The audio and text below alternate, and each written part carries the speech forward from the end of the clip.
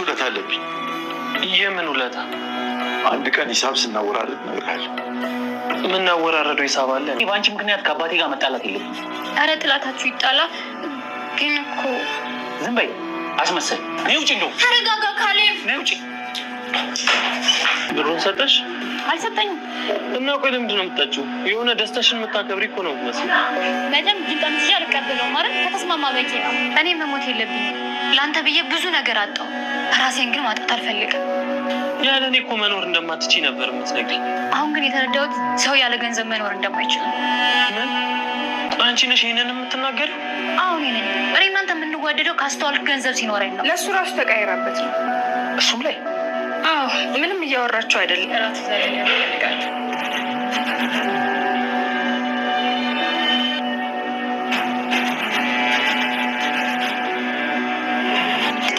ቲና በስተመጨረሻም ቃሊብን እንግዲህ አጥምደዋለች ማለት ነው። ያው በደካማ ጎኑ ገብታ አሁን ላይ እንግዲህ ወደ ቃሊብ ለመመለስ ወስናለች። ምክንያቱም ዳኒንም አሰናብተዋለች። እኔ የተረዳሁት ነገር አለ ሁሉን አድርጌ ግን ደግሞ ብር በጣም አስፈላጊ እንደሆነ አውቃለሁና እኔ ብር ሳልይዝ የትም መሄድ አልፈልግም። አንተም የራስክን ነገር መጀመር ትችላለህ በማለት እንግዲህ ዳኒንም አሰናብተዋለች ማለት ነው።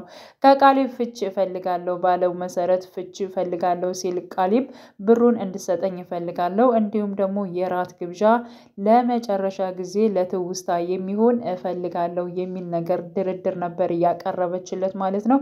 በድርድሩ ግን አሁን ላይ ቃሊብ ተስማማል። የተስማማበት ዋና ጉዳይ ከአባቱ ጋር ሰላም መሆን ስለሚፈልግ ነው። ከአባቱ ጋር በእነሱ ጉዳይ እየተጨቃጨቁ ስለሆነ ቤቱን ሰላም መፍጠር ስለፈለገ ያለችውን ብር እንደላከላት ግን ለዳኒ አልተናገረችም ማለት ነው። እሷ በራሷ ምክንያት ነገሮቹን እየወሰነች ትገኛለች። በነገራችን ላይ በእርግጠኝነት ከዳኒ የሆነ ነገር ሰምታለች ወይንም ደግሞ ስለ ዳኒ እንዲሁም ደግሞ ስለ ኤደን አንድነት በሆነ ምክንያት ሳሰማ አትቀርም ማለት ነው። ምክንያቱም አሁን ላይ ዳኒን ራሱን እየከዳችው ማለት ነው እና ከሱ ጋር መሆን እንደማትፈልግና አንተም የራስህን ህይወት መቀጠል ትችላለህ ከዚህ በኋላ እኔ አልዝህም በማለት እንግዲህ አስጠንቅቀዋለች ማለት ነው። ስለዚህ ቲና ስለ ዳኒ የሆነ ነገር ብትሰማ ይሆናል እንጂ ስለ ብሩ ምክንያት ብቻ በእርግጠኝነት ወደ ቃሊብ አትመለስም ማለት ነው። ሌላው እንግዲህ አሁን ላይ ከቃሊብ ጋር ራት እፈልጋለሁ ያለችበት ምክንያት ከቃሊብ እንግዲህ ማርገዝ ስለፈለገች ነው ማለት ነው። ያው እንግዲህ በደካማ ጎኑ የገባችው ይሄ ነው። ከዚህ በፊት እንግዲህ ቃሊብም ሲናገር ነበር አባዬ ይሄን ሁሉ ነገር አድርገን የሆነ ነገር እንድትሆን እኔ አልፈልግም፣ ምክንያቱም እርጉዝ ነች፣ ስለዚህ የልጄ እናት ልትሆን ትችላለች በማለት እንግዲህ ለአባቱ ሲናገር ነበረ ማለት ነው። እና ከበፊትም ጀምሮ ልጅ እፈልጋለሁ እያላት የልጅ ጉጉት እንዳለበት የነገራት እሷ ግን መውለድ አልፈለገችም ነበረ ማለት ነው። ስለዚህ አባቴን ማስደሰት እፈልጋለሁ፣ ልጅ መውለድ እፈልጋለሁ ቴና እያለ ሲነግራት ነበረ። ይህን ነገር ደግሞ እሷ አልፈለገችም። ለምን? ከሱ መውለድ ስላልፈለገች ከዳኒ ጋር መቀጠል ስለምትፈልግ ከነ ቃሊብ ጋር አንድና አንድ ገንዘብ ስለምትፈልግ ለዛ ነበር እንግዲህ እምቢ ያለችው ማለት ነው። አሁን ላይ ግን ነገሮቹን በሙሉ ስታየው አንደኛ ዳኒን ማጥመድ የምትፈልገው ወይንም ደግሞ ከነ ቃሊብ ብርም ወይንም የሽማግሌውን ንብረት መውረስ የሚችለው አንድና አንድ ያው የቃሊብን ልጅ ስትይዝ ነው ማለት ነው። ስለዚህ በዚህ ምክንያት እሱን ለመጥመድ አስባለች እንጂ ወይንም ደግሞ የጠጣው ነገር እንዲጎደው ምናምን ነገር አስባ አይመስለኝም ማለት ነው። አጠቃላይ ግን ከዳኒ ወጣ ወደ ቃሊብ ተመልሳለች። በነገራችን ላይ እጅግ በጣም እንግዲህ ጸባዩዋ ራሱ ተቀይሮ ምናምን ነገር በቃ ለትሁት ራሱ እየታዘዘቻት ትገኛለች እና ተቀይራለች እኮ ይብን ራሱ ለዳኒ ሁላ እኮ ነው የተቀየረችው ለኛ ብቻ አይደለም ስታወራ ነበር ማለት ነው። ስለዚህ የቲና መቀየር አሁን ላይ እጅግ በጣም እንግዲህ የተለየ ነገር ሆኗል ማለት ነው። ሲቀጥል እንግዲህ ስለራቱ ግብዣ ሽማግሌውም አልተስማማም፣ ትሁትም እንደዚሁ አልተስማማችም ነበር ለቃሊብ ማለት ነው። ቃሊብ ግን በቃ አንደኛ አንድ በቃ ከዚህ ቤት ውጥት እንደምትል ወይንም ደግሞ እንደ ውሻ ጎትተሽ ካላወጣሻቸው እነሱ ደረቅ ናቸው አይወጡም ብሏል ማለት ነው። ምክንያቱም በነገራችን ላይ ዳኒ ራሱ አልወጣም ዳኒ ይብን ራሱ ቴናና እንዲሁም ደግሞ ዳኒ እህትና ወንድም እንደሆኑ ቃሊብና ሽማግሌው እንዳወቁ ራሱ በራሱ ጆሮ ሰምቶ ግን ደግሞ እያወቀ ነገሮቹን ማስተካከል አለብኝ በቃ አውቄ እንዳላወቅኩ መቀመጥ አለብኝ ብሎ ለትሁት ሲነግራት ነበር። አንተ ምን አይነት ደፋር ነህ? ይብን እንኳን እስከዚህ ድረስ እንኳን አቀ እንዴት ነው ዝም ብለህ የምትቀመጠው? እና በማስመሰል እንትን ላይ አሁንም ተቀምጧል ማለት ነው። ከነሱ ገና ገንዘብ ንብረት አገኛለሁ ብሎ ይሄን ነገር ውርደቱን ይዞ ተከናንፎ አሁንም እዚያ ቤት የመቀጠልና የመኖር እንትን ያለው ማለት ነውና እንዴት ይሄ ሁሉ ሰምቶ እንዴት ሊቀመጥ ቻለ የሚለው የቃሊብ ጉዳይም እጅግ በጣም እንትን እያለው ይገኛል። ስለዚህ ቴናንም ባባራራትም ያው አትወጣም በማለት እንግዲህ በመደራደር በገንዘብ ምክንያት ነው የሄደው ማለት ነውና ከቃሊብ ጋር ሽማግሌው እጅግ በጣም ነበር የተናደደበት። ምክንያቱም ዳኒ በመስማቱ እንዴት ይደሰታል እንዴት እንደዚህ ይለኛል በሚለው ምክንያት ማለት ነው። እንግዲህ ቃሊብ ስለመረሩት ነው እንዲወጡለት ስለፈለገ ነው። ከዛ ቤት ይሄን ነገር ካወቁ ሁለታቸውም ጥርግ ብለው ይወጣሉ። እኛ የሰላም ህይወት መኖር እንችላለን የሚል ሀሳብ ስላለው ነበር ደስ ያለው እንጂ በሌላ አስቦት አልነበረም።